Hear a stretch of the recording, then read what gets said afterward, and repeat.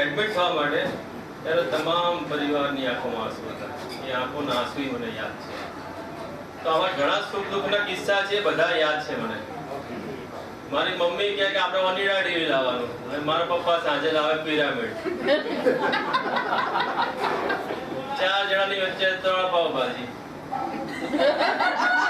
મારા મારી, કાપા કાપી.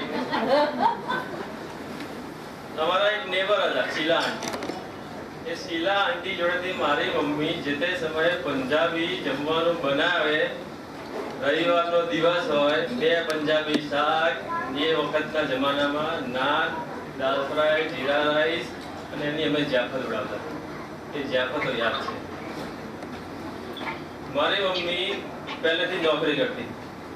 અમે બંને ભાઈઓ મેડિકલમાં. એમાં મેં તો 9 વર્ષ ટિફિન ખાધું. નોકરીની સાથે 9 વાગે ટિફિન, એ બી 9 થી 10 વર્ષ સુધી. એ નાની સૂની વાત નથી. એ વાતે મને યાદ છે. એટલે કહેવાનો મતલબ એટલો કે આટલી બધી સુખ દુઃખની વાતો હોય, એ યાદ કરો ત્યારે 50 વર્ષ પૂરા થાય લગ્ન જીવનના. બાકી એમ કંઈ લગ્ન જીવનના 50 વર્ષ પૂરા થાય નહીં. સુખ પામ્યા હોય તો કેટલાય દુઃખ પામ્યા પછી, બાકી એમ કંઈ 50 થાય નહીં. સગવડ કદાચ અત્યારે પામ્યા હોય, પણ કેટલી અગવડ પછી ત્યારે 50 થાય, બાકી એમ કંઈ 50 થાય નહીં.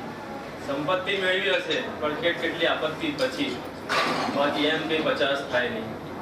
આપણે જેમ જેમ મોટા થઈએ ને, દરેક છોકરાઓ મોટા થાય ત્યારે મા બાપ જોડેનો આપણો સંવાદ થોડો ઓછો થતો જાય. નાના હોઈએ તો વાતો વધારે કરીએ. આપણો સંવાદ થોડો ઓછો થાય ચાલે, પણ સંવેદના ઓછી ના કરવી. એટલે 4 પંક્તિ રીતે પૂરું કરું છું. હવે જમણવાનો ટાઈમ થઈ ગયો છે, બધાનો પેટમાં બિલાડી વધ્યા છે. કે દરેક કળીએ ફૂલ ના બને. દરેક કળીએ ફૂલ ના બને, કારણ કે એને કેટલા વરસાદ, એને વાવાઝોડા ને એવું સહન કરવું પડે, ત્યારે કળીમાંથી ફૂલ બને. કે દરેક કળીએ ફૂલ ના બને, અને લોખંડ માત્રથી ત્રિશુલ ના બને. એ તો સમયરૂપી ચક્કીમાં પીસાય તાણે મારા મા બાપ જેવું જીવન જીવી. અત્યાર સુધીમાં તો બધું લગભગ કહેવાય ગયું, એટલે મારા માટે કંઈ ખાસ બચ્યું નથી. પણ છતાં મારા તરફથી પણ મારા पेरेंट्स माटे मारे कहीं कहूँ चाहिए. माँ बाप के लिए अब क्या कहूँ मैं, माँ बाप के लिए अब क्या कहूँ मैं, उनकी ही तो लिखावट हूँ. मम्मी पप्पा तमे अમને જે પણ આપ્યું છે એનું વર્ણન કરવા તો કદાચ આખો દિવસ ઓછો પડે, પણ કેટલાક મુદ્દાઓ હું તમને ખાસ કહેવા માંગીશ આજે. કે શરૂઆતમાં કદાચ આર્થિક પરિસ્થિતિ એટલી સારી પણ નહોતી, પણ છતાં તમે ક્યારે અમારી શિક્ષણમાં કે અમારી સુખ સગવડમાં કાપ મૂકવાના બદલે આર્થિક તાકાત વધે એના માટેના પ્રયત્નો કર્યા. એ માટે કદાચ ઘરમાં ભાડવત રાખવા પડ્યા, ફટાકડા વેચવા પડ્યા, કેરીઓ વેચવી પડી, એ બધું કર્યું. પણ ક્યારે અમારા શિક્ષણ માટે કોઈ વસ્તુ ઓછી પડી હોય, કે 2 ચોપડી ઓછી લાયા હોય, કે કોઈ ખરાબ સ્કૂલમાં અમને મૂક્યા હોય જ્યાં ફી ઓછી હોય, એવું નથી કર્યું. આ તમારો ભોગ હતો એ અમે એ વખતે ના સમજ્યા, અત્યારે સમજાય છે જ્યારે અમારા છોકરાની ફી ભરવાની આવી ત્યારે. બીજી વસ્તુ કે શિક્ષણ માટે તમે ખૂબ જ દરકાર લીધી. સારામાં સારી સ્કૂલ શોધવા માટે ફર્યા. નવરંગમાં ના મળ્યું તો મને અંકુરમાં મૂક્યો, મારી પાછળ રુચિને મૂક્યો, ત્યાંથી પછી વિદ્યાનગરમાં મૂક્યો. ટ્યુશન માટે પણ સારામાં સારા શિક્ષકો જાતે ફરી અને એવા શિક્ષકો પસંદ કર્યા કે જે ઘરે આવીને ભણાવે અને સારા હોય, ભલે પૈસા વધારે લેતા હોય, જેથી અમારો આવવા જવાનો ટાઈમ ના બગડે. એ ઉપરાંત ટ્યુશનવાળા શિક્ષક શું ભણાઈ ગયા, સ્કૂલમાં શું ચાલે છે, એ બધું પણ જાતે ધ્યાન રાખ્યું. પોતે જાતે ઇન્ટરેસ્ટ લઈ લીધો કે ભાઈ તમારું લર્ન લેવાનું છે, કેટલું શીખ્યા. જાતે પપ્પાએ નોટો બનાવી, અને એ નોટો અમને તો કેટલી કામમાં આવી. એના પછી 2-3 વર્ષ સુધી બીજાને અમારા ક્લાસમાં ભણતા હોય એમને બધાને કામમાં આવે એટલી સરસ નોટ બનાવતા હતા. આ બધાના લીધે જ અમે આ સ્ટેજ ઉપર પહોંચી શક્યા છીએ. એક કિસ્સો તો મને યાદ છે કે મારા પપ્પાએ 12મા ધોરણમાં ઇંગ્લિશ માટેનું એક લિટરેચર તૈયાર કર્યું કે ભાઈ રોકડે અમારે કોઈ ગ્રામર ના, તો આટલું કરીને જાઓ તો તમારા માર્ક સરસ આવે. મારું તો ઇંગ્લિશ આમ ઓવરઓલ સારું હતું, ને મેં તો કંઈ નોટ પર જોઈ નહીં, મારા તો આવવાના છે. મેં ગણી લીધું ભાઈ 8નું કરીશ એટલે મારા તો 70 માર્કનું લખીશ એટલે મારા 60 માર્ક આવી જશે. પણ મારો પપ્પા કે ના નોટ સરસ છે તું લેતો નથી, પણ મેં કંઈ જોઈ નહીં. તો એ નોટ લઈને એક્ઝામના સેન્ટર ઉપર મારા પપ્પાની ખાસિયત કે આ બોર્ડની એક્ઝામ હોય 3 કલાક ત્યાં હાજર રહે. અને એ સિવાય એમબીબીએસની એક્ઝામમાં પણ શરૂઆતમાં તો રહેતા હતા, પછી અમારે ના પાડવી પડી કે હવે તમે એકલા જ હોય યાર, કોઈના પપ્પા આવતા નથી. પછી અમે બંધ કર્યું. તો ત્યાં વાલી મંડળની મીટિંગ કરે, જેટલા વાલીઓ આવ્યા હોય એમની જોડે 3 કલાક પાસ કરવાનું હોય. પછી એમાં બીજા દિવસે ઇંગ્લિશની એક્ઝામ હતી, તો ઇંગ્લિશનું કે ભાઈ જો મારી જોડે મટીરિયલ છે, જેમને છોકરાને જોઈતું હોય લઈ જાઓ, ઝેરોક્સ કરાવીને તૈયાર રાખી દીધું, લઈ ગયા. તો બીજા દિવસે ઇંગ્લિશની એક્ઝામમાં મારું તો પતી ગયું, પણ જે બધા છોકરાઓને મટીરિયલ આપ્યું હતું એ બધા આવીને પગે પડવા માંડ્યા કે કાકા અમે તો નપાસ થવાના હતા, તમે આપ્યું તો અમારે તો 60-70 માર્ક તો આવી જશે. એટલે આવી મદદ લોકોને કરે. હવે એનાથી બીજો એવો કિસ્સો છે કે વખત આવું પેપર ફૂટી ગયું, તો પેપર લઈને આવ્યા. અમે તો પેપર પર જોયું કે આપણે ફૂટેલા પેપર કંઈક જોતા નકલી હોય ઘણા, અમે તો જોયું નહીં. તો એમને થયું કે આ પેપર ફૂટ્યું, કોકને તો આપવું. એટલે પાછા આવી રીતે સેન્ટર ઉપર જાય કે આ પેપર આવ્યું છે, કોઈ જોઈતું હોય તો કોઈ જોઈતું હોય 2-4 જણને આપ્યું હશે. એમાં બી આવું થયું, પેપર સેમ ટુ સેમ આવ્યું. એટલે પાછા છોકરાઓ આવ્યા, કાકા તમે કીધું એ પેપર આવ્યો હતો, અમે તો પાસ થઈ જવાના. હો હા થઈ ગઈ, મારા પપ્પાની ફાટી કે આ બધા મને પગે લાગે કે કોઈ જોઈ જશે કે આનો પેપર ફૂટી છે. ઘેર આવીને કે આરો આ પેપર ફૂટ્યું, પેપર છોકરા તો મને પગે લાગવા માંડ્યા, આરો કોઈને ખબર પડી જશે, ઘેર પોલીસ આવશે તો ગભરાઈ ગયા કે હવે શું કરું. મેં તો આવા પરોકારના કારો ના કરતા હોય, પણ એનો સ્વભાવ છે કે આવું કરું. એક બીજો એક રમૂજી કિસ્સો છે લાલીનો. લાલી નામનો અમારા એરિયામાં એક સરદારજી હતો, 2 નંબરના ધંધા કરે, ડ્રગ્સ ને આ બધું આડું. કોઈ એની જોડે સરખી રીતે વાત કરે નહીં. તે એકવાર લાલી અમારા ઘરે આગળ જતો હતો હાથમાં પાઇપ લઈને. મારા પપ્પાને એમ કે આ પાઇપ લઈને ક્યાં કે રિપેરિંગ કરાવવા જતો હશે. કે લાલી ક્યાં જાય છે? કે મારે અહીંયા 4 રસ્તે જવું છે. જब બેસી સ્કૂટર પર મૂકી દઉં તો લઈ ગયા અંકુર 4 રસ્તા કે તમે અહીંયા ઉભા રહો અશ્વિનભાઈ, હું સામે કામ પતાવીને આવું. કામ પતાવીને જો સામે દુકાનમાં, અને જે પાઇપથી ધમાધમ તોડફોડ ચાલુ કરી એને તો મારા પપ્પા કે આ તો મને રિપેરિંગ કરવા, આ તો તોડફોડ કરવા ભાગ્યા પાછા ત્યાંથી કે આવું મને કોઈ જોઈ ગયું છે કે આરો આ લાલીનો એક સાગરી હતો કે સામે ઉભો થયો શું કરશે. એટલે આવા પરોપકાર કરવાના એટલે દખાડાઓ ઉપરે તો પછી આવા ફસાય નીકળ્યા નથી. મારા પપ્પાની ખાસ એક વાત છે કે પોતાની ભૂલ છે ને ક્યારે એ છુપાવે નહીં, એ હંમેશા ભૂલ સ્વીકારે અને એમાંથી આનંદ લે. અને એ સેન્સ ઓફ હ્યુમર અમારામાં પણ ઉતરી અને અમે શીખ્યા કે ભૂલને છુપાવવાથી કંઈ આપણે મોટા નહીં થઈ જતા અને કબૂલ કરવાથી નાના નહીં થઈ જાય, એને હસી નાખો અને જીવનમાં આનંદ લો. તો આજે વર્ષો પછી પણ એ ઘટનાઓ યાદ રહે છે. આવા એમના ઘણા કિસ્સા કહેવા રહીએ તો આખી ચોપડી લખવી પડે, પણ આ બધું અમે એમનામાંથી શીખ્યા છીએ. બીજી વસ્તુ શીખ્યા કરકસર. તો એવી કરકસર શીખ્યા છીએ કે આજની તારીખે ક્યાંય પાણીનો અવાજ આવે ને તો હમણાં જ અંદર ગયો કોમન ટોયલેટમાં તો નળ ચાલુ હતું, તો ટોયલેટ જવું નતું તો નળ બંધ કરવા અંદર ગયો. એટલે આવો આપણા સંસ્કાર પડી ગયા. લાઈટ ગમે ત્યાં ચાલુ હોય તો ઓટોમેટિક અમારો હાથ ત્યાં જતો હોય કોઈ બંધ કરો, જરૂર નથી. અને કરકસરનું એક અમારું ખાનદાનનું ઉદાહરણ છે કે મારા પપ્પા ઘણી વાર કહેતા હોય કે કેરી આવે જોશીવાળાની પોળમાં, તો કેરી આવે ને તો ખાલી એને કેટલી જ બહાર છે. કેમ? તો કેરીનો રસ કાઢવાનો. રસ કાઢો એટલે છાલને ગોટલા વધે, તો છાલ સૂકવીને એનું અથાણું મુખવાસ બનાવવાનું. ગોટલા વધે, ગોટલા ફાડી અને એને બંબામાં નાખવાના, ગોટલીનું ચૂરણ બનાવવાનું. એટલે કેરીમાંથી કશું બહાર જાય નહીં કે નીચે ગાય બી ફરકે નહીં આપણે ત્યાં. શાકભાજીમાં કારેલા હોય, કારેલની છાલની બી ઢોકળી બની જાય, કશું બહાર જાય જ નહીં. એટલે એવી કંજૂસી નહીં. કંજૂસી કોને કહેવાય કે પૈસા હોય તો કેરી જ ના લાવો. પૈસા નતા તો કેરી લાવવાની, પણ એનો પૂરેપૂરો ઉપયોગ કરવાનો. આ કરકસર કહેવાય. એવો અમે એમની જોડેથી શીખ્યા કે કરકસર જીવનમાં કમાયેલો રૂપિયો તમને 50% જ મળે, બચાવેલો રૂપિયો તમારો પૂરેપૂરો છે. આવા સંસ્કાર અમે પામ્યા છીએ એટલે અમે આજે આ સ્ટેજ પર પહોંચી શક્યા છીએ. કરકસર મમ્મી પપ્પા જોડે શીખ્યો તો બચતનું અમને જ્ઞાન મમ્મી જોડેથી શીખ્યા. અમે નાના હતા ને ત્યારથી અમને બંનેને એક ગલ્લો આપી દીધો હતો કે વર્ષ દરમિયાન જે પણ ગિફ્ટ આવે, પૈસા આવે એ ગલ્લામાં નાખવાના. નાનો છોકરો તો શું ગલ્લામાં નાખે? એટલે મોટિવેશન માટે શું કરે કે આખા વર્ષમાં ગલ્લામાં જેટલા પૈસા ભેગા થશે ને તો એટલા પૈસા અમે ઉમેરીશું બીજા, અને એ પછી વાપરવાના નહીં પાછા, એ પૈસા બેંકમાં મૂકવાના. અને એ બચત થાય એટલે અમને લાડો એવો આપે કે એના પછી વર્ષ પછી વ્યાજ વધશે ને પછી આપણે મોટી વસ્તુ લેવાની. પાછું પૈસા વધે એટલે પાછી નવી સ્કીમ લાવો, જો જેટલા પૈસા છે એટલા અમે આપીશું, બીજા ઉમેરીશું એટલે આપણે એમની મોટી વસ્તુ લેવાની. એમ કરતા વસ્તુ લેવાનું મોટિવેશન જતું રહે, પૈસા બચાવવાનું મોટિવેશન રહે. આવી રીતે બચત કરતા શીખ્યા નાનપણથી. સેન્સ ઓફ હ્યુમર પપ્પા જોડે શીખ્યા, તો સેન્સ ઓફ ઓનર અમે મમ્મી જોડેથી શીખ્યા કે ક્યારે સ્વાભિમાનના ભોગે કોઈ કામ કરવું નહીં. પોતાનું સ્વાભિમાન પહેલા, પૈસા બીજું બધું પછી. એ અમે મમ્મી જોડેથી શીખ્યા. એ સિવાય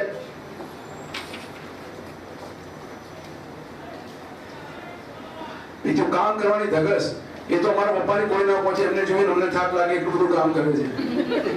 પણ એનામાંથી બી અમે શીખ્યા છીએ કે કામ પ્રત્યે ક્યારે કંટાળો નહીં રાખવાનો. કામ કરવાનું છે તો કરવાનું, એને હસતા મોઢે કરો, રોઈ રોઈને કરવાનો કોઈ મતલબ નથી. તે કામ કરવાની ધગસ બી અમે એમની જોડેથી શીખ્યા છીએ. અને મમ્મી જોડેથી શું શીખ્યા? મમ્મી જોડે શીખ્યા હિંમત.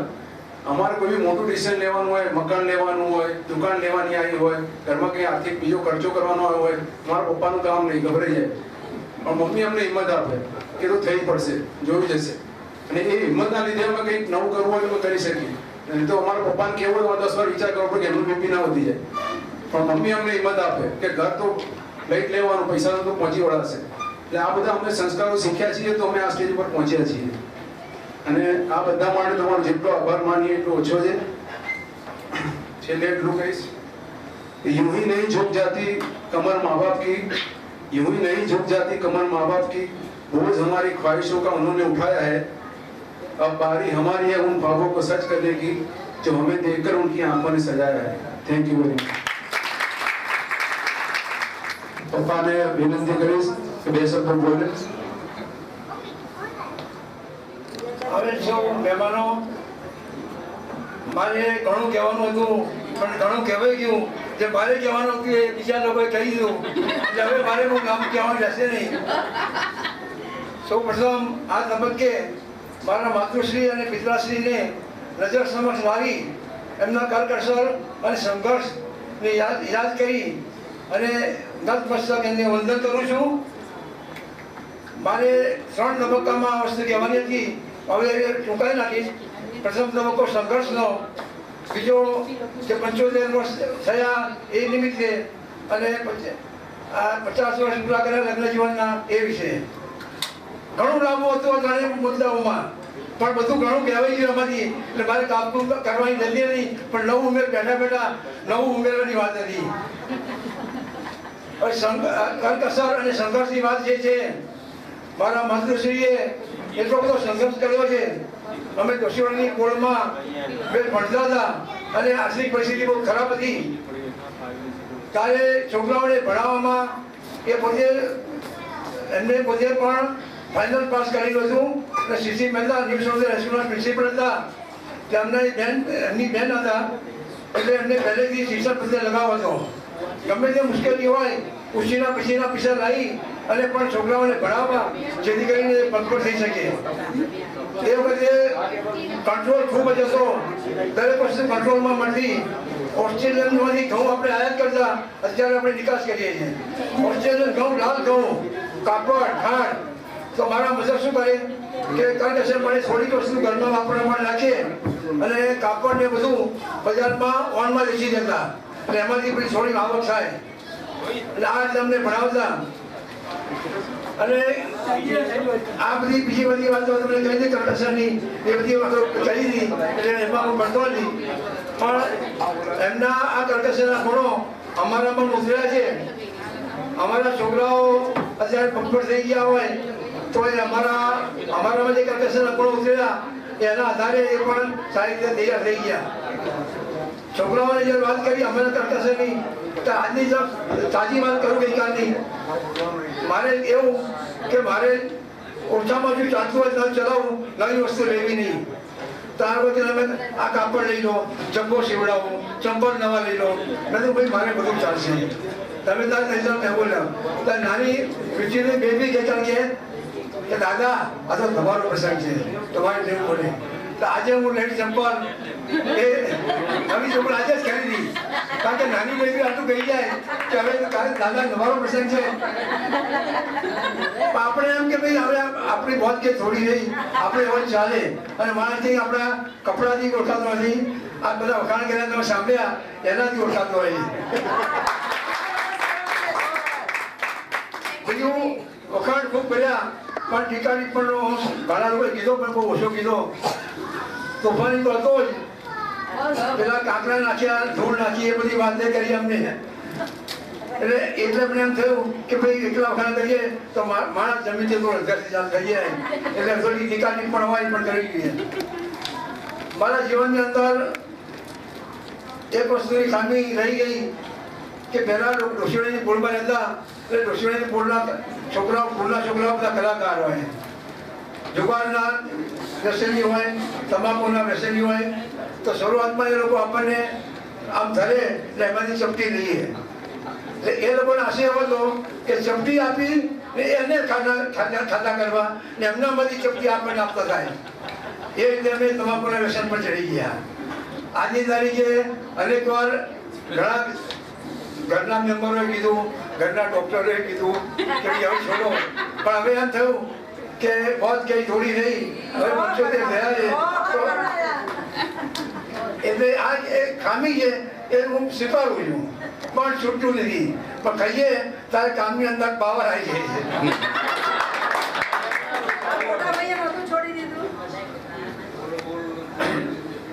હવે લગ્ન જેવા એવી સંઘર્ષમાં તો આપી કરી નથી, કારણ કે તમને બધો કંટાળો આવે. હવે ઘણા સંઘર્ષ માટેના ઘણા મુદ્દા છે, કંટેસ્ટના ઘણા મુદ્દાઓ છે. હવે લગ્ન જીવનની વાત કરીએ ત્યારે 2 એજ્યુકેટેડ માણસો પુરુષ અને સ્ત્રીના લગ્ન થાય ત્યારે દરેકને પોતાનું મત મતદાન થતા હોય છે. પણ મતભેદ થાય, બંનેના મત ઓપિનિયન જુદા થતા હોય, પણ મતભેદ ના થવું જોઈએ. પત્ની કહે કે આપણે આમ કરવું છે, હું કહું કે આપણે આમ કરવું છે, તો બેમાંથી એક જણાએ છોડી દેવું જોઈએ, તો એ કાર્ય બરોબર ચાલે. ઘણા લોકો એમ કે લગ્ન કરે એ પણ પછતાય, ના કરે તો પછતાય.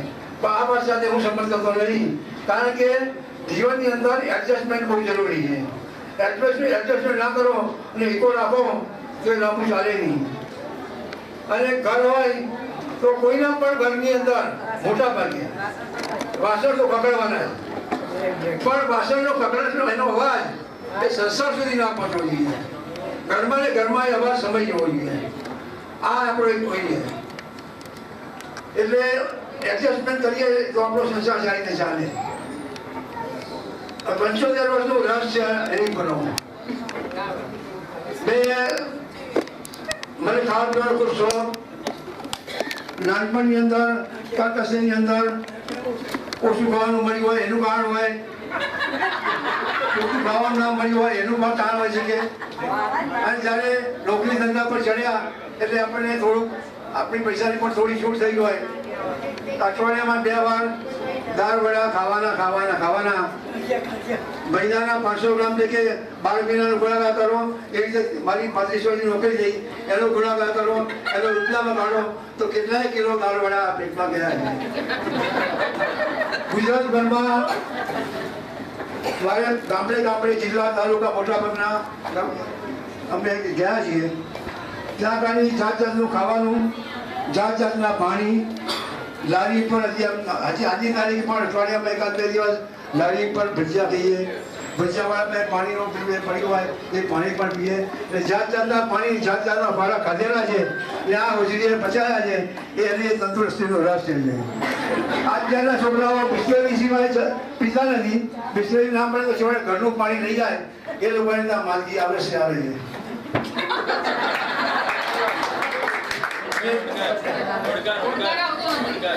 હા, આ જો અમારી ઓવર કે તમે 7 લાખવાની મેં જો અમે જમતી વખતે થોડુંક ઓછું કહીએ છીએ, પણ તે જમ્યા પછી કોઈ એમ કે 900 ખાવા જેવું છે તો અમે 900 પણ કહી શકીએ. હવે અમને કદાચ ખાધા પછી ઓળખાણ આજ નથી આવ્યો નથી. હવે 75 વર્ષ પૂરા થયા નિમિત્તે આપ સૌએ શુભેચ્છાઓ બધી પાઠવી. આપ સૌના આશીર્વાદ હોય, ઉપરવાળાની કૃપા હોય તો આ બીચ ઉપર આપણે ટકી શકીશું. એટલે આપ સૌની શુભેચ્છા હશે તો આપણે આવી લાભો કરી શકીશું. અને આ મારું વાત અક્ષર થોડું કરજો, કંઈ પૂછ્યું થઈ ગયો તો માફ કરશે. સેરેમની કેક કટિંગ કરીશું.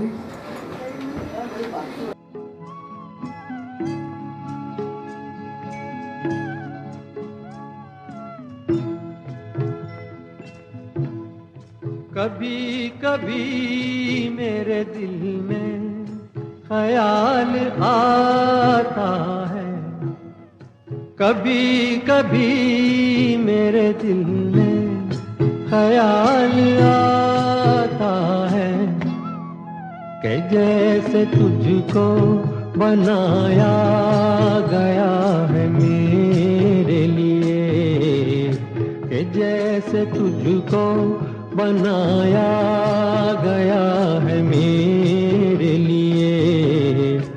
तू अब से पहले सितारों में बस रही थी कहीं, तू अब से पहले सितारों में बस रही थी कहीं। तुझे ज़मीं पे बुलाया गया है मेरे लिए, तुझे ज़मीं पे बुलाया गया है मेरे लिए।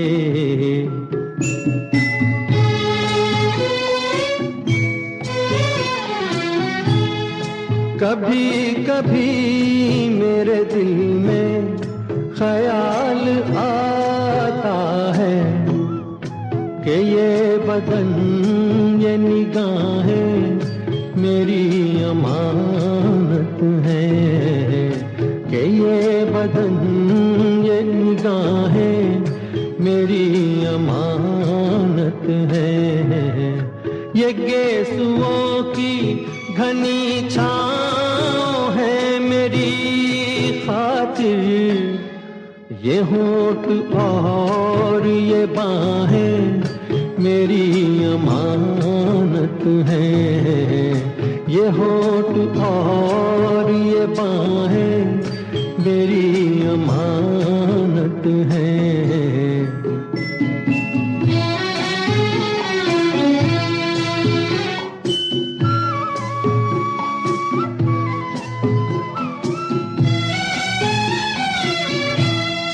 कभी कभी मेरे दिल में ख्याल आता है। આજે અમારા જાગૃતિ બાપીની પણ બર્થડે છે એટલે એમની પણ આપણે બર્થડે અહીંયા સેલિબ્રેટ કરીશું કે કટિંગ કરીને।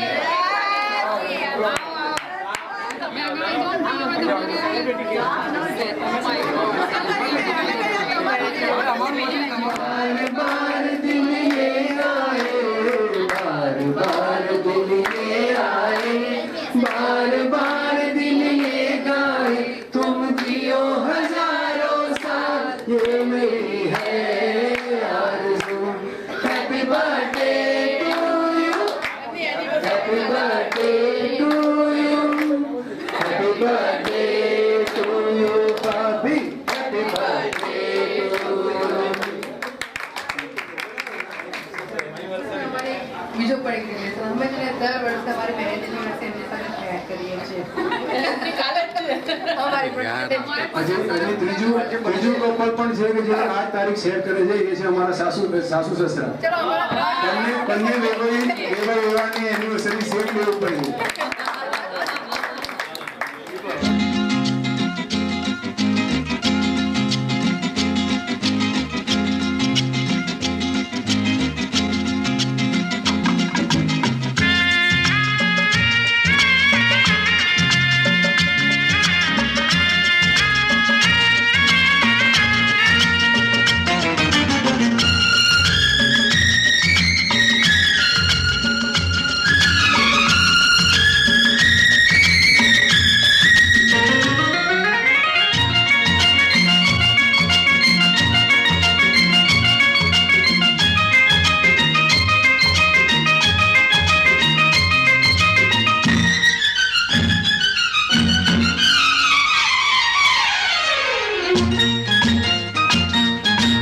आज से पहले, आज से ज्यादा, आज से पहले, आज से ज्यादा खुशी आज तक नहीं मिली इतनी सुहानी, ऐसी मीठी, इतनी सुहानी, ऐसी मीठी घड़ी आज तक नहीं मिली आज से पहले।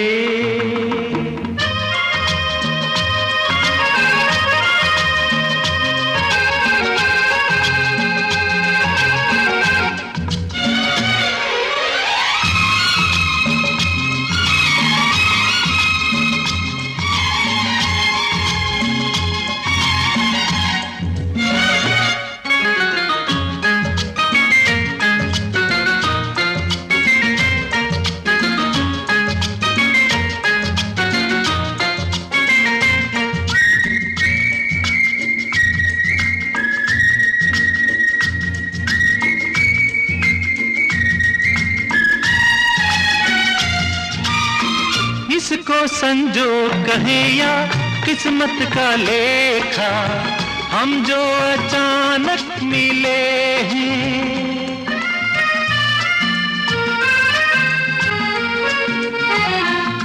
है इसको संजोग कहे या किस्मत का लेखा, हम जो अचानक मिले हैं। मन चाहे साथी पाके हम सबके चेहरे देखो तो कैसे खिले हैं। ओ तकदीरों को जोड़ दे ऐसी, इन तकदीरों को जोड़ दे ऐसी, कड़ी आज तक नहीं मिली आज से पहले।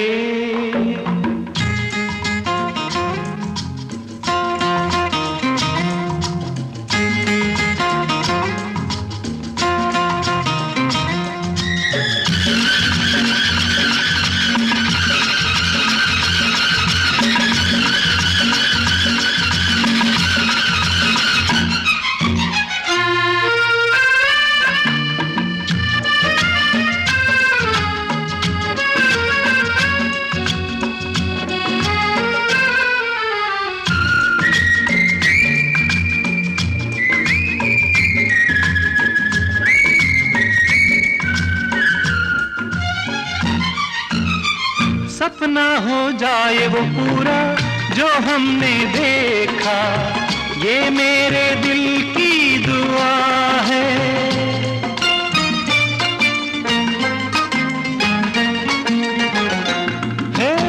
सपना हो जाए वो पूरा जो हमने देखा, ये मेरे दिल की दुआ है। ये पल जो बीत रहे हैं इनके नशे में दिल मेरा गाने लगा है। ओ इसी खुशी को ढूंढ रहे थे हम, इसी खुशी को ढूंढ रहे थे। यही आज तक नहीं मिली आज से पहले, आज से ज्यादा खुशी आज तक नहीं मिली आज से पहले।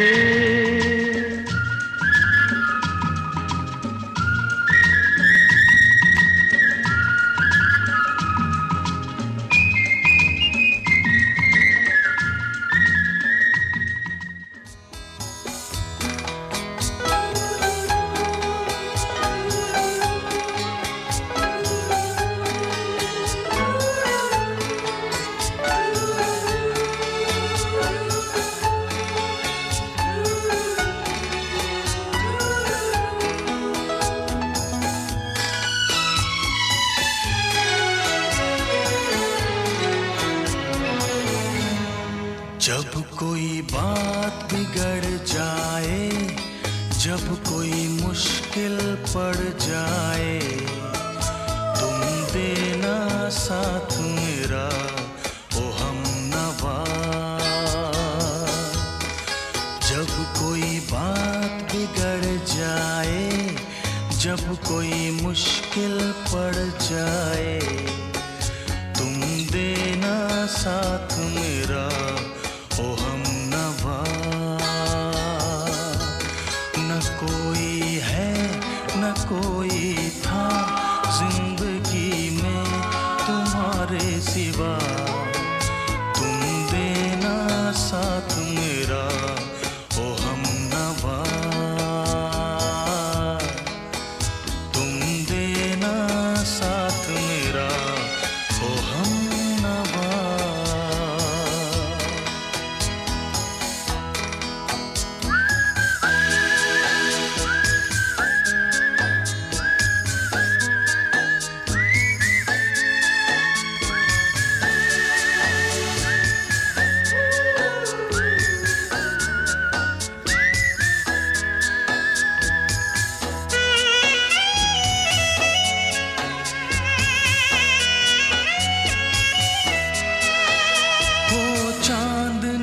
तक रात देता है हर कोई साथ, तुम मगर अंधेरों में ना छोड़ना मेरा हाथ।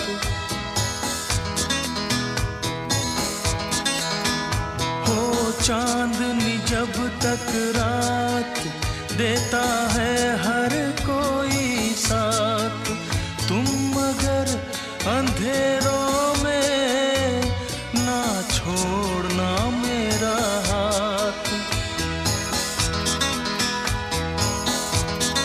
जब कोई बात बिगड़ जाए, जब कोई मुश्किल पड़ जाए, तुम देना साथ मेरा ओ हमनवा। न कोई है न कोई था जिंदगी में तुम्हारे सिवा, तुम देना साथ मेरा ओ हमनवा।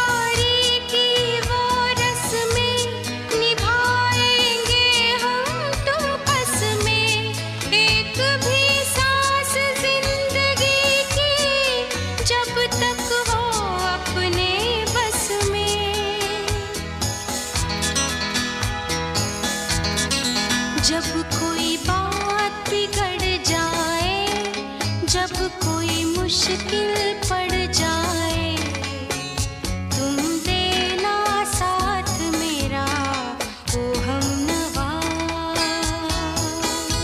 न कोई है न कोई था जिंदगी में तुम्हारे सिवा, तुम देना साथ मेरा ओ हमनवा।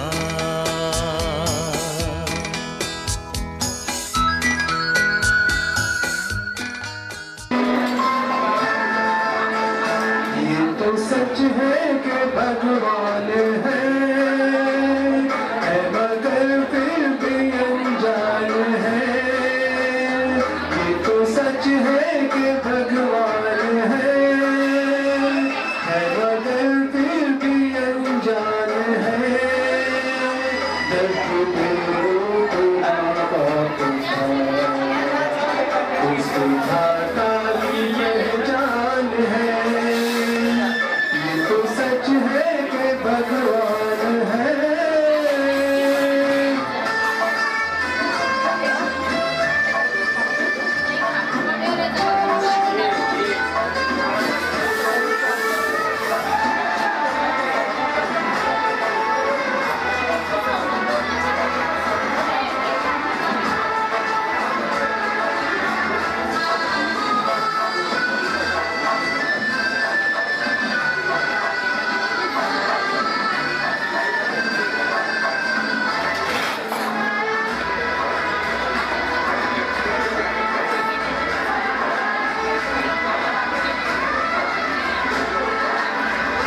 जन्मदाता है जो नाम जिनसे मिला, थाम कर जिनकी उंगली है बचपन चला।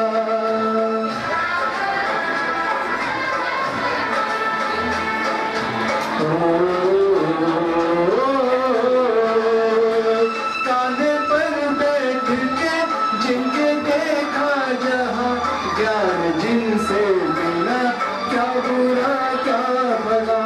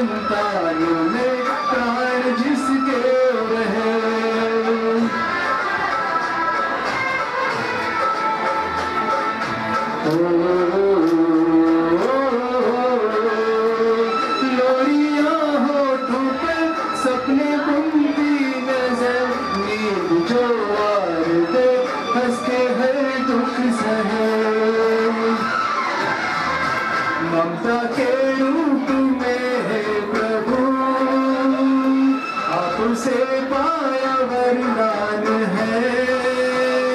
धरती पे रूप माँ बाप का, उस विधाता की पहचान है।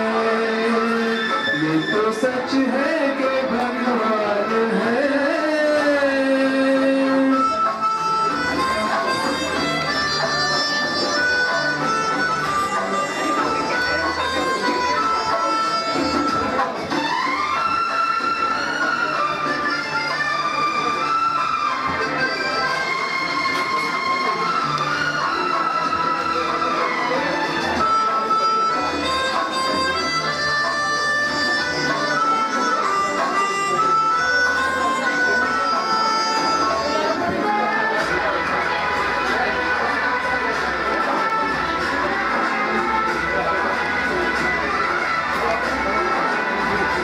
आपके ख्वाब हम आज होकर जमा, उस परम शक्ति से करते हैं प्रार्थना।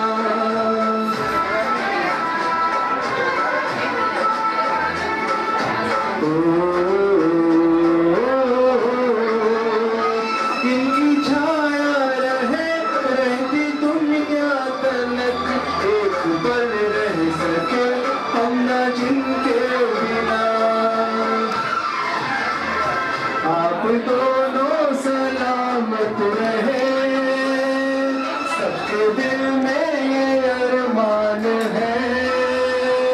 धरती पे रूप माँ बाप का, उस विधाता की पहचान है। ये तो सच है कि भगवान है, मगर फिर भी अनजान है। धरती पे रूप माँ बाप का, उस विधाता की पहचान है।